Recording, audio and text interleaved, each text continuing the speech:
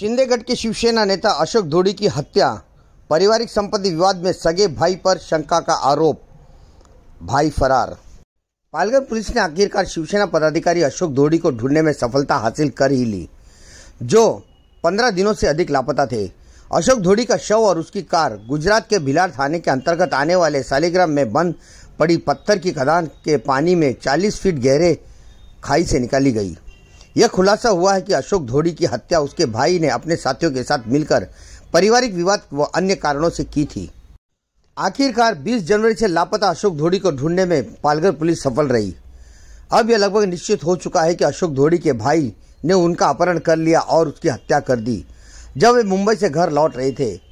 आरोपी शव को ठिकाने लगाने के लिए सीधे गुजरात गए और अशोक ढोड़ी के शव और कार को गुजरात के सालिग्राम के पत्थर की खदान से 40 फीट गहरे पानी में फेंक दिया था। वहां से पुलिस ने शव और कार बरामद की है।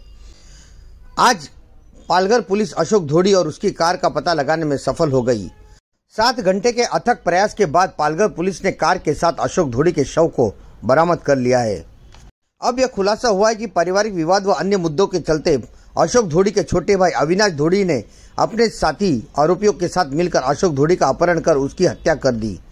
आरोपी अविनाश ढोड़ी का शराब तस्करी का अवैध कारोबार था और चूंकि अशोक ढोड़ी इस कारोबार में बाधा बन रहे थे, इसलिए अविनाश ढोड़ी ने अशोक ढोड़ी का अपहरण कर उसकी हत्या कर दी। इस मामले में 4 आरोपियों को गिरफ्तार किया गया है। मुख्य आरोपी अविनाश ढोड़ी सहित 3 अन्य आरोपी फरार हैं। पालघर पुलिस फिलहाल इन आरोपियों की तलाश कर रही है। पालघर के पुलिस अधीक्षक बालासाहेब पाटिल ने परिवार को आश्वासन दिया है कि उन्हें भी जल्द गिरफ्तार किया जाएगा। पालघर पुलिस द्वारा 12 दिनों से अधिक अशोक ढोड़ी का शव खोजने में आज सफल रही है। अशोक ढोड़ी के बेटे आकाश ढोड़ी ने पुलिस प्रशासन की सफलता पर संतोष व्यक्त किया है। हालांकि उन्होंने यह भी कहा है कि जिस तरह मेरे पिता की जान गई, उसी तरह आरोपियों को भी मौत की सजा मिलनी चाहिए। साथ ही उन्होंने यह भी आशंका जताई कि आरोपियों से हमारे परिवार को भी खतरा हो सकता है।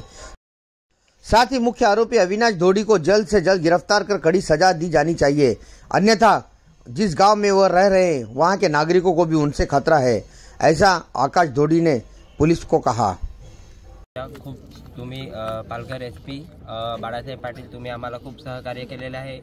LCB क्राईम ब्रांच टीम यांनी पण खूप आम्हाला सपोर्ट केलेला आहे आणि जे आरोपी भेटलेले आहे आणि जी मीडिया आहे ती पण तुमच्यामुळे आज आम्ही इथपर्यंत पोहोचलेला आहे। मीडिया तुमच्यामुळे आम्हाला खूप सहकार्य झालेलं आहे। आज तुम्ही नसल्यास ते आम्हाला न्याय भेटला नसता असं आम्हाला वाटते। आणि जे बाकीचे आरोपी आहेत पकडलेले आहेत त्यांना जे माझे वडिलांचा जसा प्राण घेतलेला आहे तेवढा ते लोकांना टॉर्चर करायला पाहिजे। फॅमिली टॉर्चर त्यांना करा, कारण की हे वडिलांची माझी एवढी वाईट हे घेतले ना, प्राण घेतले, मला एवढं वाईट वाटायला लागले ना। आज मीडियाच्या समोर उभं राहायचं मला होत नाही।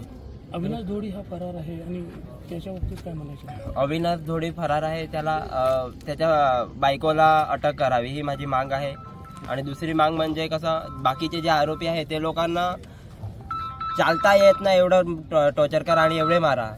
क्राईम ब्रांच LCB तुम्हाला सांगतोय, प्लीज आम्हाला न्याय पुढे पण द्या। आरोपींना कशाची शिक्षा मिळावी तुम्ही मागणी करता? फाशीची सजा मिळावी, नाहीतर काय पुढे जाऊन सर्व गावाला धोका आहे, पालघर जिल्ह्याला पण धोका आहे। असे एवढे प्लॅनिंग न करणं म्हणजे खायची गोष्ट नाही। सर्व CCTV ते लोकांनी चुकवलेले आहेत। ही तर आपली LCB टीम चांगली होती म्हणून हे लोकांनी शोध लावला, नाहीतर शोध एक साधारण माणूस म्हणजे शोध लावून शकला नसता। त्याच्या फॅमिलीचा कोणी मेंबर असला ना, कोणी पण साधारण माणूस असेल, हे तर काय आमचे वडील शिंदे गटाचे संघटक होते म्हणून त्यांचा शोध लागला, नाहीतर त्यांचा शोध लागू शकला नसता। कारण की एक साधारण माणसाचा शोध लागणे म्हणजे खायची गोष्ट नाही आहे। कारण की आम्ही FIR टाकायला गेलेले संशयिक लोकांचे, तेव्हा पण FIR ते संशयिक लोकांची नावे सुद्धा नाही घेतलेली। आणि दुसरी गोष्ट म्हणजे हे सर्व मिळून आलं असतं अगोदर, पण NCR घेतली, नंतर FIR दाखल घेतलेली नव्हती। आणि दुसरी गोष्ट म्हणजे अविनाश रमण ढोड़ी याला लवकरात लवकर अटक करा, नाहीतर मग तो हजर नाही होईल। अटक करावी ही माझी मांग आहे। आणि दुसरी मांग म्हणजे कसं, बाकीचे जे आरोपी आहेत ते लोकांना चालता येत नाही एवढं टॉर्चर करा आणि एवढे मारा। पालघर जिल्ह्याला पण धोका आहे असे एवढे प्लॅनिंग न करणं म्हणजे खायची गोष्ट नाही. सर्व CCTV ते लोकांनी चुकवलेले आहेत. ही तर आपली LCB टीम चांगली होती म्हणून हे लोकांनी शोध लावला, नाहीतर शोध एक साधारण माणूस म्हणजे शोध लावून शकला नसता. त्याच्या फॅमिलीचा कोणी मेंबर असला ना, कोणी पण साधारण माणूस असेल, हे तर काय आमचे वडील शिंदे गटाचे संघटक होते म्हणून त्यांचा शोध लागला, नाहीतर त्यांचा शोध लागू शकला नसता. कारण की एक साधारण माणसाचा शोध लागणे म्हणजे खायची गोष्ट नाही आहे. कारण की आम्ही FIR टाकायला गेलेले संशयिक लोकांचे, तेव्हा पण FIR ते संशयिक लोकांचे नावे सुद्धा नाही घेतलेली. आणि दुसरी गोष्ट म्हणजे हे सर्व मिळून आलं असतं अगोदर, पण NCR घेतली, नंतर FIR दाखल घेतलेली नव्हती. आणि दुसरी गोष्ट म्हणजे अविनाश रामधोडी याला लवकरात लवकर अटक करा, नाहीतर मग तो हजर नाही होईल. त्याच्या 20 तारखेपासून बेपत्ता असणारे अशोक धोडी यांच्या बाबतीतला तपास हा चालू होता. आमचे साधारणतः 8 पथकं स्थानिक गुन्हे शाखा आणि स्थानिक पोलीस यांच्या माध्यमातून वेगवेगळ्या राज्यामध्ये तपास करत होते. तांत्रिक तपासाच्या आधारावर आणि जे 4 आरोपी आम्ही अटक केलेले आहेत ते प्रत्यक्षदर्शी त्या ठिकाणी होते, त्या गुन्ह्यामध्ये सहभागी होते. आणि या गुन्ह्यामध्ये सहभागी असल्यामुळे त्यांनी जी माहिती दिली त्याच्या आधारावर भिलाडमध्ये एका स्टोन क्वॅरीमधून 40-45 फूट पाण्यामधून हे वाहन काढलेलं आहे. त्या वाहनामध्येच डिकीमध्ये ती डेड बॉडी होती. ती आता त्या संदर्भात पुढील तपास सध्या सुरू आहे. आणि यामध्ये 4 आरोपी अटक आहेत. बाकीचे 3 आरोपी जे निष्पन्न झालेले आहेत ते अद्याप फरार आहेत. आणखी तपासामध्ये काही आरोपी निष्पन्न होऊ शकतात, त्या अनुषंगाने पुढचा तपास सुरू आहे. सर, कसा छडा लावला सर, कसा प्रकरणाचा छडा लावला? याच्यामध्ये जे अटक आरोपी आहेत त्यांच्याकडून या बाबतीतली काही माहिती मिळाली, काही तांत्रिक पुराव्याच्या आधारावर काही माहिती मिळाली.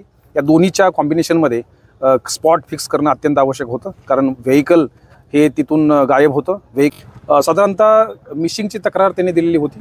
याच्यामध्ये त्यांचे वडील मिशिंग आहेत अशा स्वरूपाची तक्रार होती. त्यानंतर आम्ही अपहरणाची तक्रार दाखल करण्यात आली आणि याच्यामध्ये अपहरण दाखल केल्यानंतर खऱ्या अर्थाने यामध्ये वेगवेगळ्या पैलूवर अभ्यास केला गेला. आणि याच्यामध्ये जे त्यांचे दुश्मन होते, त्यांच्या शक्यता होती, याच्या बाबतीतली नावं समोर आली.